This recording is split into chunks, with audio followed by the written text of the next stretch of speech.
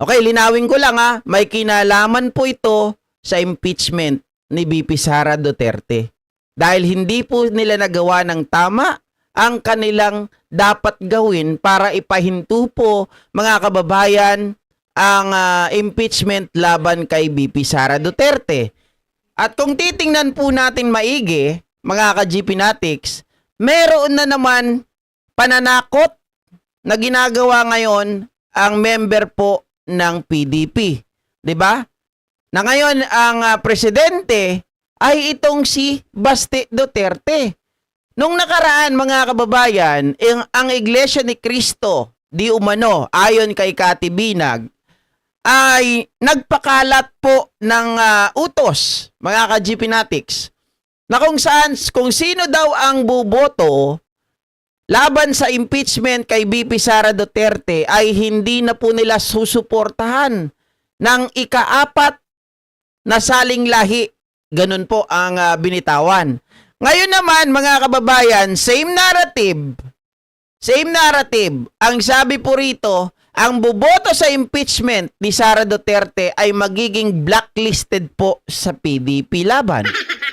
Sabi ko nga, ang Iglesia nga ni Cristo hindi pinakinggan eh. 'Di ba? Ang PDP laban pa kaya, who cares? Pero mga kababayan, ang tinitingnan ko dito, bakit kailangan mang-blackmail kayo? 'Di ba? Kung walang kasalanan, bakit kailangan maglabas kayo ng ganitong kautusan or memo sa lahat ng mga kongresista, senador na boboto sa impeachment laban kay VP Sara Duterte ay magiging blacklisted sa PDP? Ito po yung balita hinggil sa bagay na yan.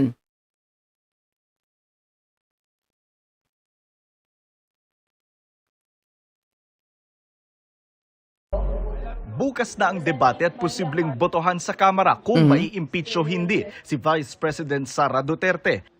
Ang kanyang defense team magmo-monitor sa mangyayari sa plenaryo. Ang Partido Demokratikong Pilipino o PDP laban na suportado ang pagtakbo ng bise sa 2028 presidential elections kahit hindi nila kapartido. Ayan, tama naman po kayo. Hindi sigurado kung nagsalita ang INC. Tama naman po kayo, kaya nga may salitang daw, 'di ba? Baka ginagamit lang ng mga DDS. Babala sa mga kongresistang boboto ng yes sa impeachment. Iba-blacklist daw nila ang mga ito. Hindi papayagang tumawid sa kanilang partido. Walang maaasahang political refuge o pagkakanlong sa kanila. Wow, mga kababayan. Anong sabi? Hindi papayagan na tumawid sa kanilang partido. Kapag nanggaling ka po sa ibang partido, pupunta ka dito sa PDP, tatakbo ka, hindi po nila papayagan. Wala daw political refuge. Mga ka-GPnatics, naku po. Grabe. Teka lang. Ang tanong ko, sa Kongreso, ilan ba po yung member ng PDP? Ilan po yung member ng PDP? Parang sa Kongreso, akala nyo naman, napakatitigas ninyo. Sa Kongreso po, dadalawa lang po, mga kababayan, yung member ng PDP na nakapasok sa Kongreso. Kaya kung titingnan po nating maigi, sino kayo? Who you? Para magsalita ng ganito. Samantalang ang sabihin natin ang mga ruling party talaga, kasama, eto na yon, ang ruling party dyan, NUP, Lakas CMD, etong Partido Federal ng Pilipinas, yan yung mga ruling party. 'Di ba? Kaya nga yung boto nila sa NUP 35, sa Lakas 65, sa PDP 50 laban sa impeachment ni VP Sara Duterte. Tapos mananakot kayo, mga kababayan? Anong karapatan niyo para manakot? Dadalawa lang kayo sa sa Kongreso.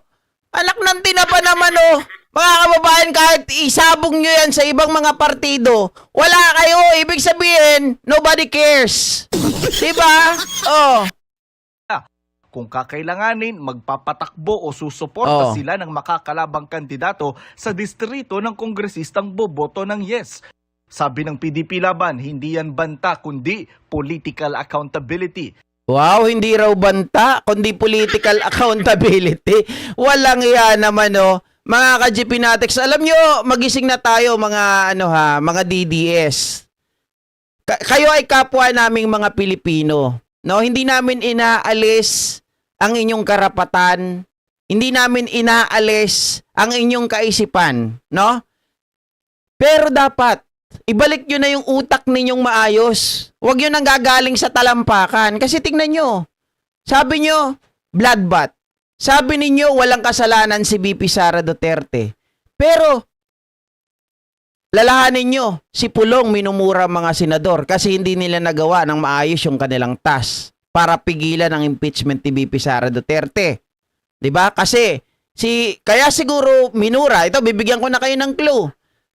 Hindi magagawa ng Senado na ma-impeach si Tito Soto. Yun ang unang task. Kasi si Bato, mga kababayan, ay duwag. Hindi magpapakita. Hindi magpapakita. So, ayan, binigyan ko na kayo ng clue. 'Di ba? Hindi magpapakita. So, hindi nila magagawa na palitan si Tito Soto. Si Tito Soto, forthwith, gagawin yung impeachment. Magkukumbin ka agad sila. At ito ay magpuproceed agad sa trial. Okay? Tapos ito, ang PDP, sinasabi nila, bawal mag-crossover, hindi namin kayo kakanlungin, 'di ba? Hindi kayo makakahingi ng tulong sa amin kapag kailangan nyo kami, kung susuportahan namin kayo para manalo sa kalaban ninyo, sa politika, sa inyong mga constituents, ganon. So, mga kababayan, isipin na lang natin, kung walang kasalanan, bakit kailangan humantong tayo sa pilitan, hindi daw ito threat sabi nila, no? Pero halatang halata naman na ito ay talagang warning dun sa mga tao, sa mga politiko, kongresista, senador, na kayo ay binibigyan ng babala na kapag binoto nyo si VP Sara Duterte, ay mawawala lahat daw ng pribilehiyo na yon. Pero kung iisipin natin, sa kabilang banda, wala naman kayong power talaga, PDP. Dadalawa lang nga kayo sa Kongreso eh. 'Di ba? Dalawa lang kayo diyan. Tapos ngayon, magbabanta kayo ng ganito. Pero ang katotohanan sa pagbabanta, although kayo ay dadalawa lang sa Kongreso, nakikita namin na kayo talaga ay takot na humarap sa trial. Dahil alam namin na kayo po ay talagang ayaw nyo na lumabas ang inyong mga tinatago. Partikular na itong si Sara Duterte. At syempre, kapag lumabas, mga kababayan, yung itinatago ni Sara Duterte, pati kayo damay. 'Di ba? Pati kayo damay. Kasi pag napatunayan doon na tumatanggap si Sara Duterte ng pera galing sa drug lord na si Sammy Uy, therefore, kayo din ay tumatanggap ng drug money galing dito kay Sammy Uy. Kasi lahat kayo pinangalanan ni Trillanes eh. 'Di ba? Baste, Sara, Digong, si Kitty na 7 years old. Sabi nila hindi daw pwedeng makatanggap yun kasi 7 years old pa lang, may consent na magulang yun. Kasama po niya itong si Hanelet. 'Di ba? Lahat sila mapapangalanan. Lahat sila masisira dito. Kaya gusto nilang pigilan. Maliwanag. Ang kanilang ginagawang propaganda na pananakot ito. Meron silang itinatago. Meron silang ayaw mabungkal. Hindi ba? Mochi Girlilo, para kung sino ang manakot pero alam na natin yung mga kalumuhan nila. Nakaalpas ang utak, boss. Kaya nga, wow nagsalita ang family ng political accountability na hindi humaharap sa mga hearing and confrontation. Yun na nga po mga kababayan. Kasi lagi nilang dinideny, lagi nilang sinasabi na walang katotohanan yung binibintang kay VP Sara Duterte. So if that is the case, dapat huwag niyong harangin, huwag niyong takutin ang mga politiko, huwag niyong takutin ang mga kongresista natin. Dahil alam natin, ito mga ito ay gusto ng accountability and transparency. Kung wala kayong tinatago, kung wala kayong kasalanan, tuloy. 'Di ba? Pero etong gagamit kayo. Etong INC, no, mga kababayan, sorry pumapayag ako na hindi tayo sigurado na ang INC ay hindi naman nagsalita ng ganun. Pero eto kasi yan eh.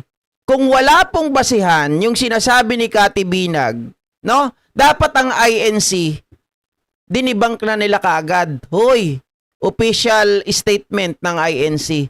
Wala po kaming sinasabi na ang boboto sa impeachment ni VP Sara Duterte ay hindi na namin susuportahan hanggang ika-4 na lahi o saling lahi. Diba? Pero wala pong ibinigay na statement or official statement ang INC.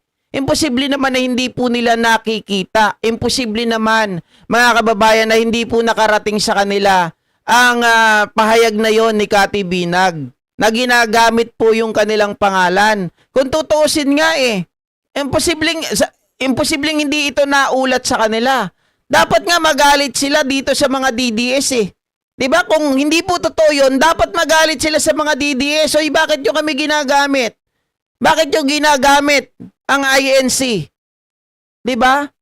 Pero the mere fact na hindi po sila nagsasalita, walang official statement, ako ay naniniwala na meron silang alam na meron po itong basbas.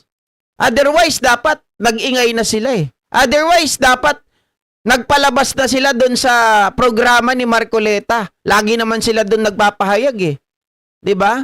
Sorry sa mga kapatid nating INC. Hindi ko kayo pinipersonal. Pero dapat, Argo hello, pero dapat po sumasagot kayo. 'Di ba? Oh. Sabi ni Ma'am Ninita, bayaran ang INC. Naglastog dagita nga demonyo watching from Hong Kong. Sabi ni Ninoy Saledino, bawal kasi sa INC ang makipagbardagulan ka GP. Laging paaral sa amin yan, sabi ni Jehan. Oo, alam ko yan. 'Di ba? Bawal makipagbardagulan. Pero again, kasiraan nyo yan eh. Jehan, kasiraan nyo yan eh. So dapat sila sumasagot. Bakit walang pahayag? Hindi naman siguro ang simpleng pagbibigay ng official statement ay pakikipagbardagulan. 'Di ba? Kayo, mga nanonood dito, nasa kabilang panig, mga DDS na nanonood ng mga INC din, o na naniniwala sa mga DDS. Bakit imposible na hindi makarating ito sa kinauukulan? Na ginagamit ang inyong pangalan. Papayag ba kayo nun? O, kala ko ba sabi ninyo para sa kapayapaan kayo? So dapat, kung para sa kapayapaan kayo, the more na dapat kayo ay eager, 'di ba? At straightforward na dapat sagutin ang mga paratang na ito. Dahil ang relihiyon nyo na ang ginagamit eh. Para sa pamumulitika. 'Di ba? Para patahimikin yung mga tao, yung mga kongresista, yung mga politiko, na sinusunod lamang ang tamang proseso na ayon sa batas, na ayon sa ating konstitusyon. Ma'am Perlita Cunanan, hello po.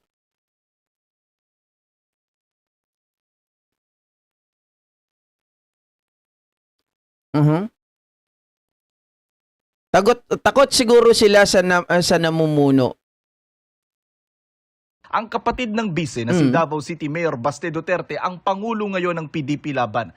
May 3 Duterte sa Kamara, sina Davao City Representatives Paulo Pulong Duterte, Omar Vincent Sangcola Duterte at PPP Party List Representative Harold Duterte.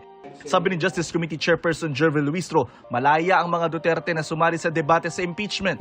There will be debate after the sponsorship speech, and I think everybody will be given the opportunity to participate in the debate. Oo. I'm quite sure about that, the interpellation. But with respect to the explanation of vote, siguro i-consider din ng rules kung ilan ang House members who are interested to explain their vote. Sa Senado Okay, ito mga kababayan, yung sinasabi ni Congresswoman Jinky Luistro. Sa impeachment nitong si Sara Duterte mamaya, ay open naman daw yung tatlong Duterte. Sinabi ko na yan sa inyo, nandyan si Pulong, nandyan si Omar, nandyan din yung tsuhin nila. So tatlong mga Duterte yan, plus yung kanilang mga kaalyado. Open po ang plenaryo, open sa debate, sa sponsorship nitong si Jinky Luistro. Ang tanong mga kababayan, sino po sa tatlo or sino sa mga kaalyado? O doon na lang mo tayo sa tatlo. Sino sa tatlong Duterte ang willing na makipagdebate kay Jinky Luistro? Kasi sa punto na to wala nang ibang sasagot. Si Jinky Luistro na lang ang sasagot po sa mga katanungan. No, sa mga katanungan po doon sa mga mag-o-oppose laban sa impeachment ni VP Sara Duterte.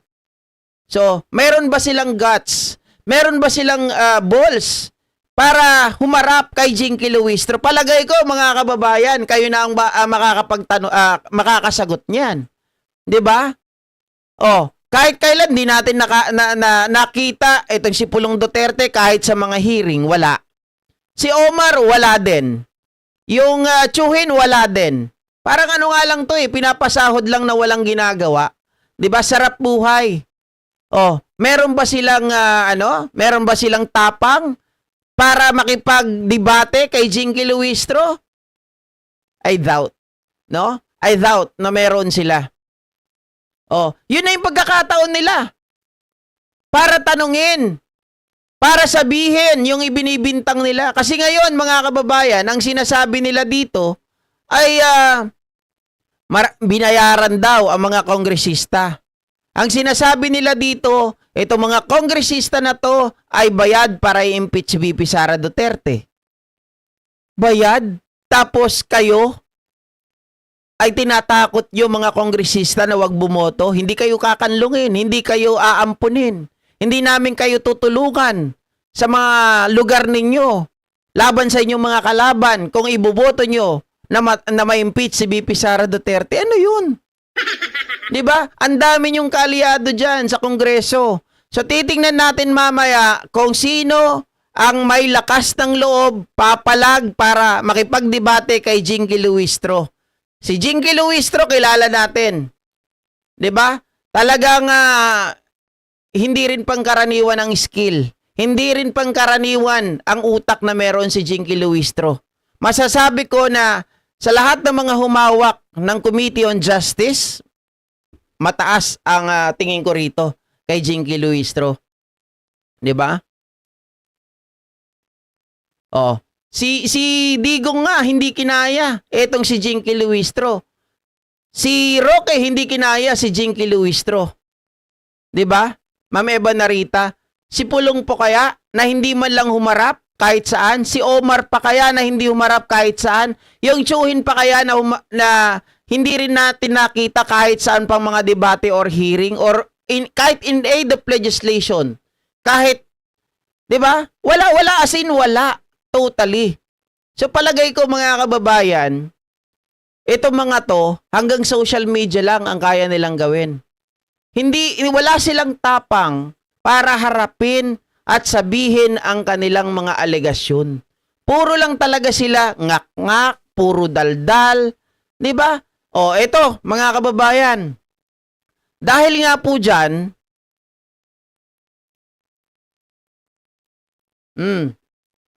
mamaya na yan. Dahil nga po diyan, mga kababayan, ay ito naman ang ating pag-usapan. Kasi itong si Amy, no?